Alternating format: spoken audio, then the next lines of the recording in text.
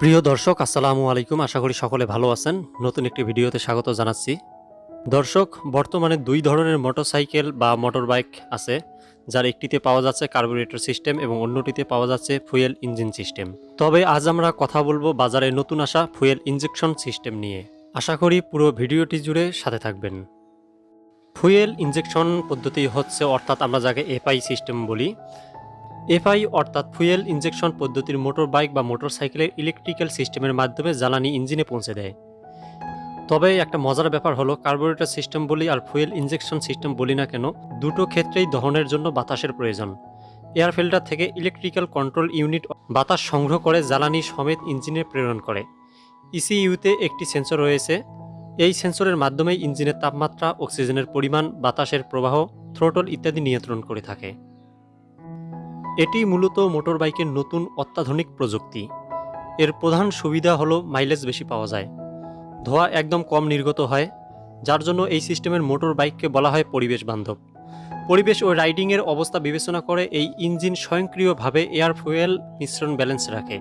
আর এজন্য যতই ঠান্ডা অবস্থায় থাকুক না কেন, বাইক বা মোটরসাইকেল স্টার্ট হতে কোনো সমস্যা হয় না। তবে এত সুবিধা থাকার পরেও এর বেশ কিছু অসুবিধা রয়েছে। প্রথমেই বলবো, এটি বেশ জটিল পদ্ধতি। এই পদ্ধতি ফুয়েল ইনজেকশন ইঞ্জিন পদ্ধতিতে রক্ষণাবেক্ষণ খরচ অনেক বেশি হয়, এতটাই বেশি যে অনেক সময় এটা বহন করা চিন্তার কারণ হয়ে দাঁড়ায়। ফুয়েল ইনজেকশন ইঞ্জিনে চালিত মোটর বাইকের জন্য ভালো বা সর্বোচ্চ মানের জ্বালানি প্রয়োজন। ভালো জ্বালানির বিকল্প নেই। যদি অন্য কিছু ব্যবহার করা হয় তবে সেটা বাইকের জন্য হুমকিস্বরূপ হয়ে দাঁড়াবে। নষ্ট বা ড্যামেজ হয়ে যেতে পারে বাইকের সচল ইঞ্জিন। এর জন্য অনেকেই এই সিস্টেমটাকে রিস্ক মনে করে থাকেন। আর এর চেয়েও বড় কথা হচ্ছে, কম দামি বা কম সিসির বাইকের জন্য এই পদ্ধতি মোটেও সহায়ক হবে না। যদি আপনি একজন বিলাসী পার্সন হয়ে থাকেন, মোটর বাইকের পিছনে অর্থ ব্যয় করতে পারবেন বলে মনে করেন, তাহলে অধিক মাইলেজ এবং পরিবেশের কথা চিন্তা করে ফুয়েল ইনজেকশন ইঞ্জিন মোটরসাইকেল নির্বাচন করতে পারেন।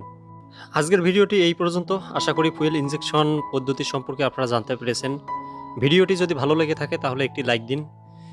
বাইক নিয়ে কী ধরনের ভিডিও পেতে চান তা আমাদের কমেন্ট করুন। সেই সাথে ভিডিওটি শেয়ার করে আপনার বন্ধুদের জানার সুযোগ করে দিন।